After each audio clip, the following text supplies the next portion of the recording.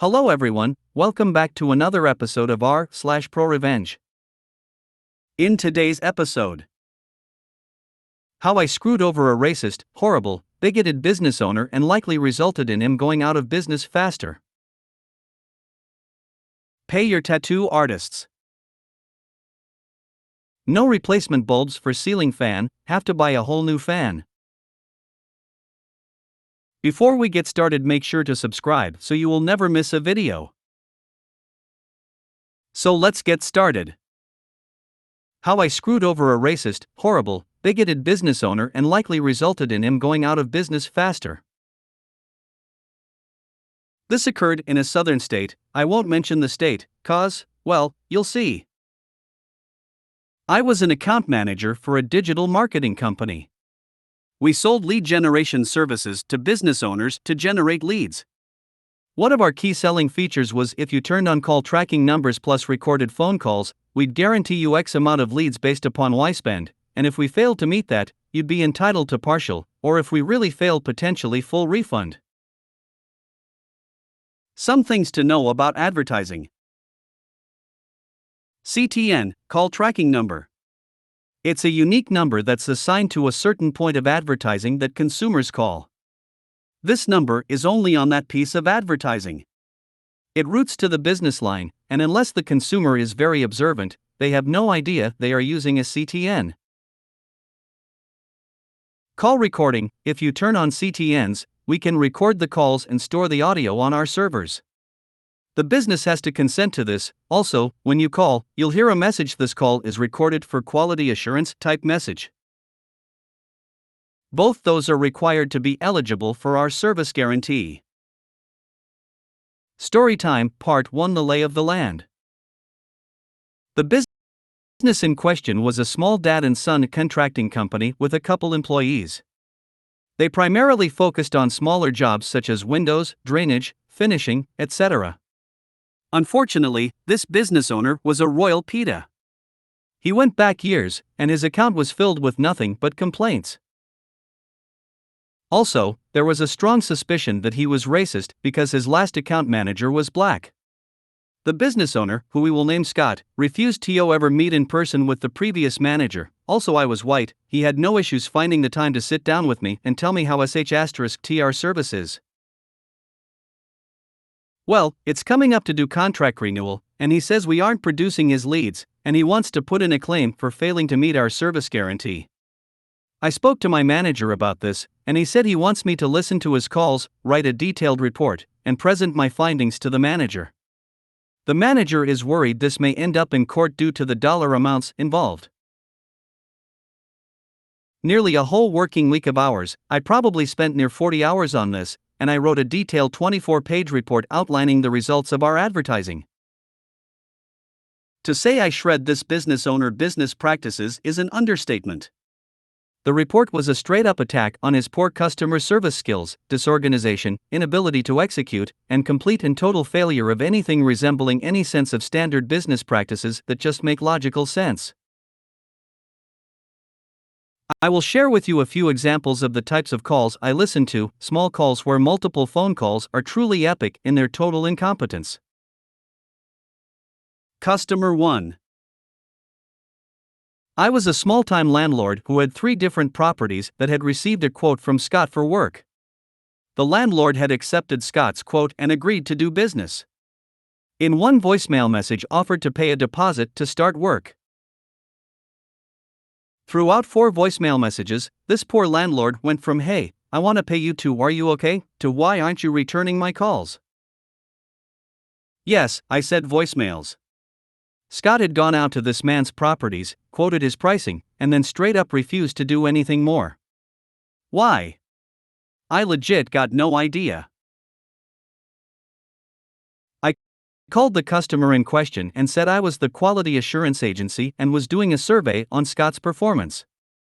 The guy ended up paying Scott's competitor about 15% more to do the work and was utterly beside himself on why Scott ignored him. I was also confused. FYI, all my calls were recorded and put into the company records.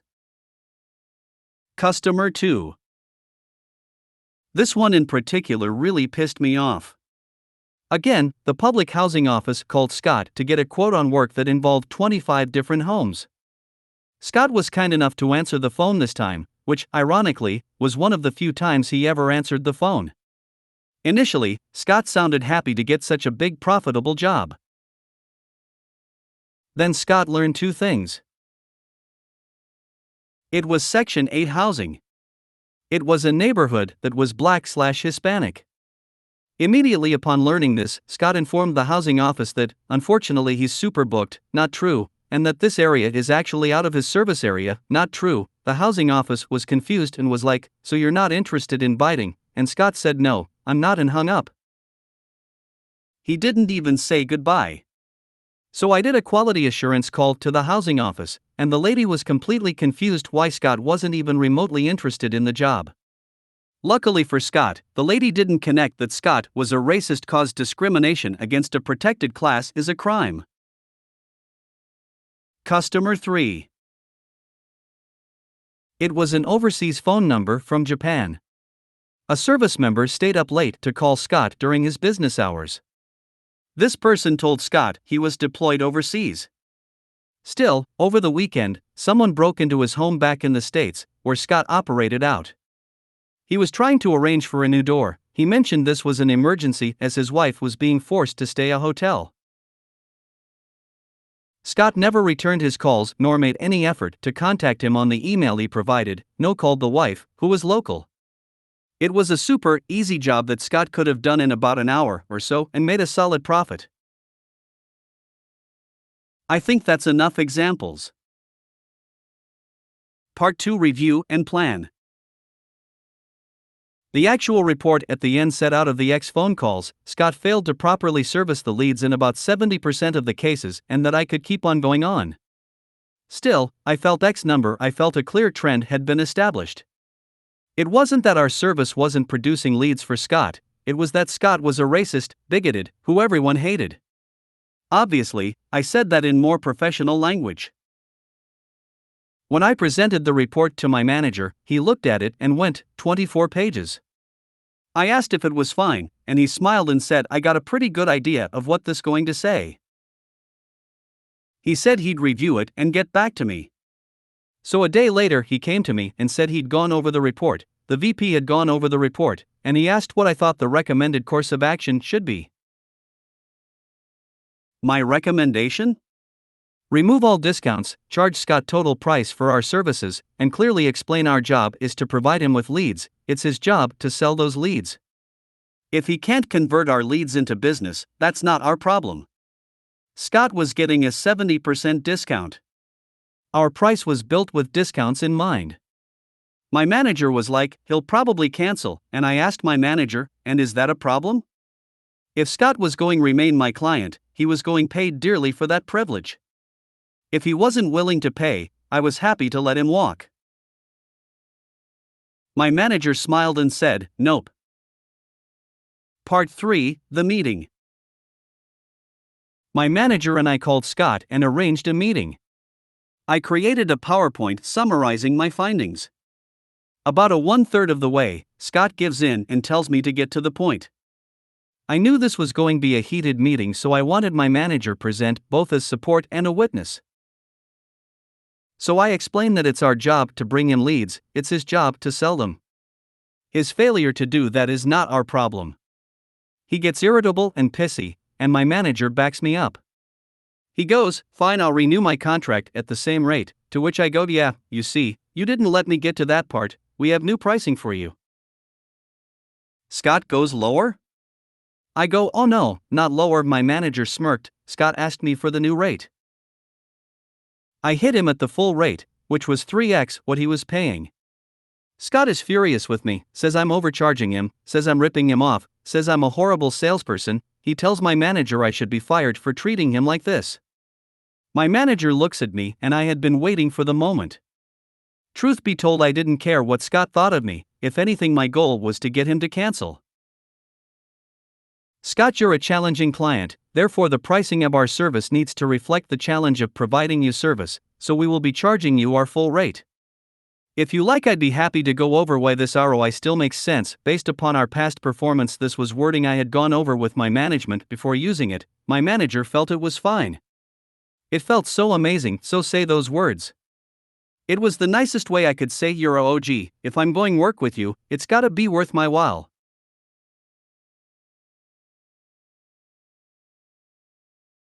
Scott says we are a bunch of greedy pricks. He says, I'm going cancel, to which I said, that is an outcome we have decided is acceptable if that's what you choose to do. Scott huffs and goes, and what about my refund? Dismayed I go, Scott, we've clearly demonstrated we did our part. The reason why you aren't bringing sales is because of your company inability to close on the leads we generate, to which Scott goes, so you're saying I don't know what I'm doing? To which I say, Scott, if you agree to sign at the new rate, I'd be happy to sit down with you and help you free of charge on how to improve your sales techniques and close more your leads. This is me telling him he doesn't know how to run his business. And was very much meant as an insult. Scott goes, nah, I'm calling my lawyer. I go, so I take you're not going renew. He goes, no. My manager goes, that's fine. Would you like us to email you our report on your leads?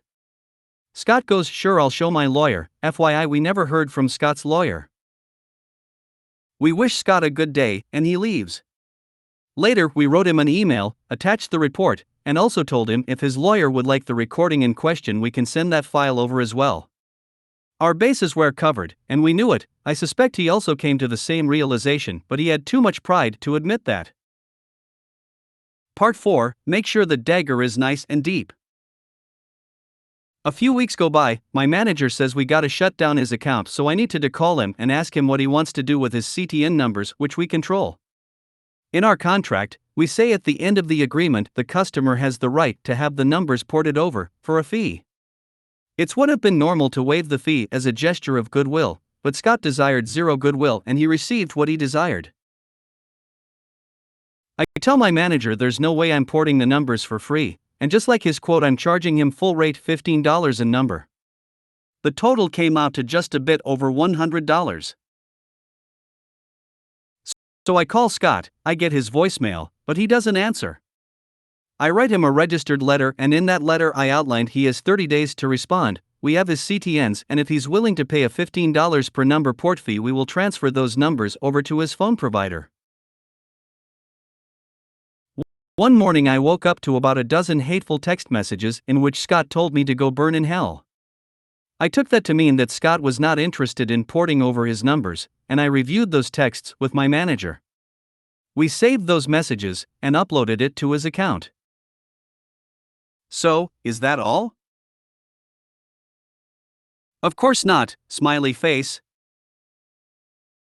Part 5, but wait, there's more. So here I was with 7 CTN numbers that had been in service for literally years. Those 7 numbers were saved in Scott customers' phones, and to many of Scott's customers those numbers were Scott's number. Obviously they wouldn't be advertised to anyone, but that doesn't mean they won't produce phone calls. Now if I just let the numbers die, the customers will call and simply be told this number is no longer in service. Now I'm not entirely sure if what I did was legal, but it's been quite a few years, so I feel comfortable about introducing you to Bobby. Bobby was a southern boy, but as much of an asshole that Scott was, Bobby was a sweetheart. His mama would bake me pies for our meetings. He was a complete joy to work with.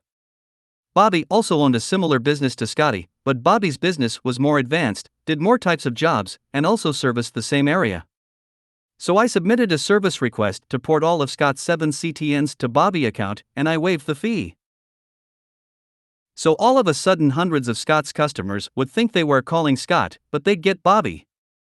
Bobby had all his call routed to his secretary Ashley, who was an angel. Ashley was also a wickedly talented saleswoman, and I know for a fact she'd be able to take Scott's clients and convert them for Bobby.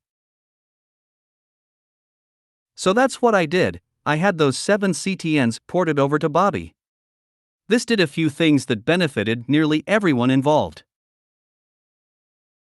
Bobby got more business. I produced more leads for Bobby, which means Bobby was comfortable with spending more money with me, which meant I made more money. Scott old customers got better service. Part 6, capitalize on my revenge. At the next performance meeting with Bobby, Bobby was very pleased with the sudden uptick in new customers. He even asked me, "What did you do to my account?" I smiled and said, "I reviewed your account and made a few tweaks. Have you seen any improvement?" He absolutely did. He asked me, "Did this cost me anything extra?" I go, "Nope." He ended up increasing our spend with us by about 40% on additional services. I googled Scott business about a year later. He wasn't in business anymore. Wonder why? No, my company never caught on to me porting over the numbers. I strongly suspect our legal department would not have been pleased. Pay your tattoo artists. This happened when I was young, heard it secondhand from my grandmother, who the main character of the cast lived with at the time. My uncle's ex-girlfriend was an all-around horrible person. Abusive babysitter, got my uncle into bad crowds and legal trouble, and dabbled in so many substances from A to Z. She was also heavily tatted. There was an artist, the star of the story, who was a family friend. Great dude, insane work. She asks him to do a piece for her. Huge, intricate angel wings, oh, the irony, across her back. He agrees. It takes several sessions across weeks. She repeatedly has to postpone payment, but he's chill, family friend, yada yada. Until it comes to the last session, when it slips that she still doesn't have the money, and more importantly, won't have the money. Like, ever. Now, the ProRevenge. No collection agency, no refusal to continue. He smiles, waves it off, says he'll finish up. No charge. It's gonna be a great piece. Legendary. One for the history books, he guarantees. She's stoked. So right between those gorgeous wings, right up her spine, this idiot now has a massive veiny male appendage proudly standing at attention up her spine. She saw it in the mirror when he finished and she was livid. But hey, what's she gonna do? She didn't pay him, and wasn't going to pay him, and expected hours and hours of work. You give a lot of trust to someone when they take a needle to your skin to lay down something permanent. Don't stiff your artists. No replacement bulbs for ceiling fan, have to buy a whole new fan. I bought all the ceiling fans in my home from Home Depot. I wanted them all to match throughout the house. I even bought Home Depot's in-house brand because I wanted to make sure I would have easy access to parts should anything happen to one. Well, the time came and one of my fans had the light panel go out. It's a panel of LED lights. I took the light to Home Depot and told them I just needed a new light to replace the one that went out. I had tried looking on the internet for a replacement, but there were only knockoffs that were unclear about whether or not it would work on my fan. The customer service agent just started yelling Rico to some guy 50 meters away. Rico came over, took one look without any prompting or opener and said, "You have to go through the manufacturer for that part." I told him that's why I was there. Home Depot is the manufacturer. This pissed off Rico. He said, "Well, there's nothing you can do because we don't sell those." So, I asked, "How do I replace a light bulb on a product your company makes?" He said, "You have to buy a new fan." *Q malicious compliance. I said, "Cool, I'll do that, then." So, I bought the new fan. I removed the light panel from it, replaced my light panel, put the old one back in the brand new box, and returned it, telling the customer service agent that Rico said I could return it if it didn't work out for me. She completed the return and I got my light bulb from Home Depot. If you made it to the end of the video, thanks for watching. Don't forget to like, subscribe and share, and we will see you in the next video.